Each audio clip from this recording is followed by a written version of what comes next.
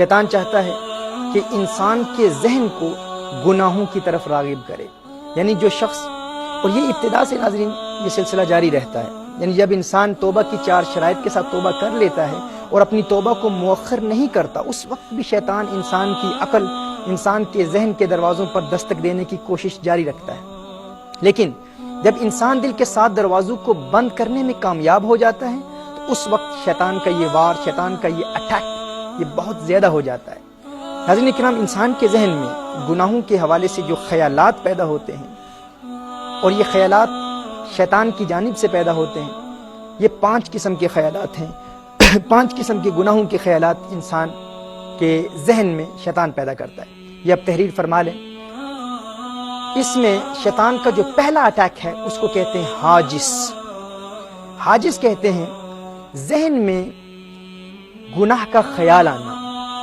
فقط خیال کا آ جانا، اسے کہتے ہیں حاجس۔ مثال کے طور پر ہم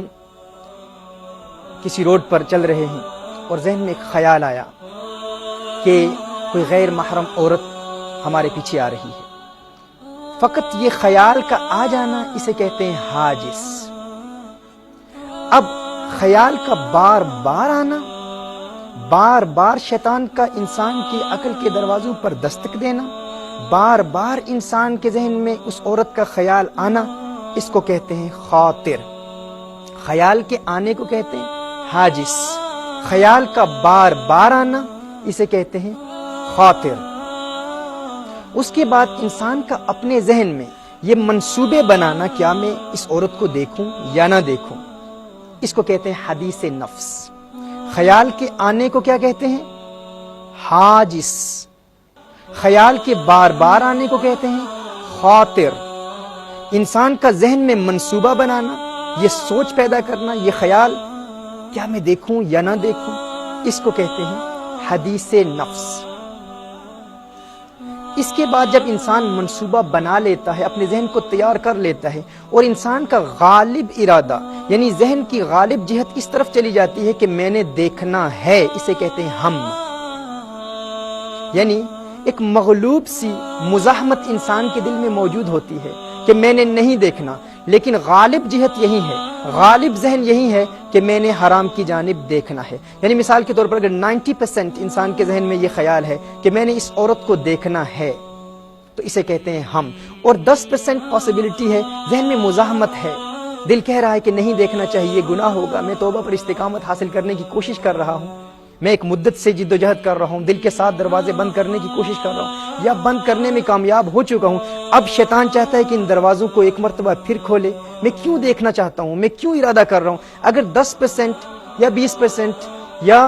30% یہ پاسبلٹی ہے تو اسے کہتے ہیں ہم، لیکن غالب جہت نہ دیکھنے کی طرف ہے۔ اس کے بعد جب انسان کی 100% انسان تیار ہو جاتا ہے کہ میں نے اس حرام کا ارتکاب کرنا ہے، اس گناہ کو دیکھنا، یہ کوئی بھی گناہ ہو، آپ کے سامنے 1000 پاؤنڈ موجود ہے، پڑا ہوا ہے، 1,00,000 روپیہ ہے، آپ جانتے ہیں کوئی دیکھ نہیں رہا، خیال آیا کیا یہ اٹھا لوں، چوری کر لوں، اس خیال کا آنا حاجس، خیال کا بار بار آنا خاطر، اور حدیث نفس سے منصوبہ بنانا کہ میں اٹھا لوں یا نہ اٹھاؤں، اسے کہتے ہیں حدیث نفس۔ اور پھر ہم کہتے ہیں کہ جب انسان کا 50% سے زیادہ پرسنٹیج ہو، ذہن غالب جہت اس جانب ہو کہ میں نے اس گناہ کا ارتکاب کرنا ہے، اسے کہتے ہیں ہم۔ اور جب انسان پختہ عزم کر لے، عزم مصمم ہو جائے، پختہ عزم ہو جائے کہ میں نے اس گناہ کا ارتکاب کرنا ہے، تو اسے کہتے ہیں عزم۔ ناظرین کرام، یہ جو پہلے 4 خیالات ہیں جو انسان کے ذہن میں پیدا ہوتے ہیں، شریعت مطہرہ میں اس کا کوئی مواخذہ نہیں ہے، یعنی آخرت میں اس پر کوئی گرفت نہیں ہوتی، خیال کے آنے پر گرفت نہیں ہوتی، خیال کے بار بار آنے پر گرفت نہیں ہوتی، اور اس کے علاوہ منصوبے بنانے پر بھی گرفت نہیں ہوتی، اور نہ ہی اگر اکثر غالب جہت اس طرف ہے کہ گناہ کا ارتکاب کرنا ہے، اس پر بھی کوئی گرفت نہیں ہے۔ لیکن جب انسان عزم بنا لے، عزم کر لے، ارادہ کر لے، پختہ ارادہ کر لے کہ میں نے اس گناہ کا ارتکاب کرنا ہے، تو اس پر آخرت میں مواخذہ ہے، باز پرس ہے۔ اسی کا ذکر اللہ عز و جل نے قرآن کریم میں سورہ بنی اسرائیل میں ارشاد فرمایا ان السمع والبصر والفؤاد کل اولئک کان عنہ مسئولا، انسان کی آنکھ، انسان کے کان، انسان کی سماعت اور انسان کے دل،